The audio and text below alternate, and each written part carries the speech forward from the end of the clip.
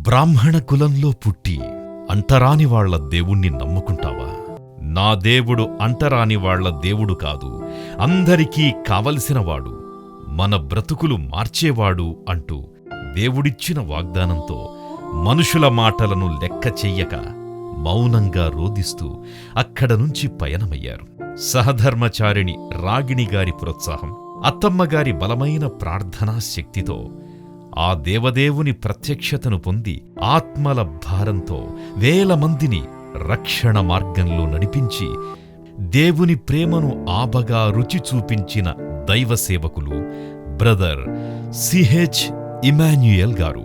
సేవ అంటే ఇప్పుడున్నంత సుఖంగానూ ఇప్పుడున్నంత సౌకర్యవంతంగానూ ఉండేది కాదు. ఒకప్పుడు డొక్కు సైకిల్పై ప్రియపుత్రుడు కరుణబాబును ముందు కూర్చోబెట్టుకుని, భార్య రాగిణిగారిని వెనకాల కూర్చోబెట్టుకుని, శక్తిని మొత్తం కూడదీసుకొని సైకిల్ తొక్కుతూ వెళ్లి అతి తక్కువ మందితో ప్రారంభించిన పరిచర్యను అంచెలంచెలుగా ఆశీర్వదించి పునాదులను విశాలపరచి ఒక శాశ్వత మందిరాన్ని నిర్మించే శక్తినిచ్చాడు ఆ దేవుడు.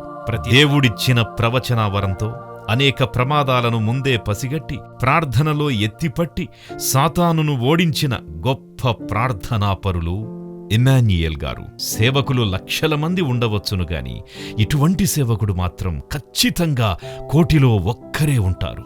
ఆయన పంచిన ప్రేమ వాత్సల్యం అంత గొప్పవి. మరి రాజబాబు గారు, ఏసన్నగారి మన్ననలు సైతం పొందిన బ్రదర్ ఇమాన్యుయేల్ గారు. గతంలో మనం పైకి రావడానికి ఉపయోగపడిన ప్రతి మెట్లను గుర్తుంచుకోవాలి. రెవరెండ్ ఇమాన్యుయేల్ గారు చేసిన విశేష సేవలను స్మరించుకున్నారు. మనమందరం నిరీక్షణ గలవారమై దేవుని ప్రేమను విడువక, క్రమశిక్షణ తప్పక, ఆయన వేసిన పునాదిపై, ఆయన చూపిన బాటలో ముందుకు వెళ్లేందుకు కృషి చేద్దాం. ఇమాన్యుయేల్ గారి వారసత్వంగా మనకప్పజెప్పిన దైవసేవకుడు పాస్టర్ కరుణబాబు గారి ఆధ్వర్యంలో పరిచర్య నిరంతరంగా కొనసాగాలని మనమందరం ఆ దేవదేవుణ్ణి ప్రార్థిద్దాం. సమస్త మహిమ, ఘనత, ప్రభావములు నజరేయుడైన యేసునామమునకే చెల్లునుగాక. Amen, amen, amen.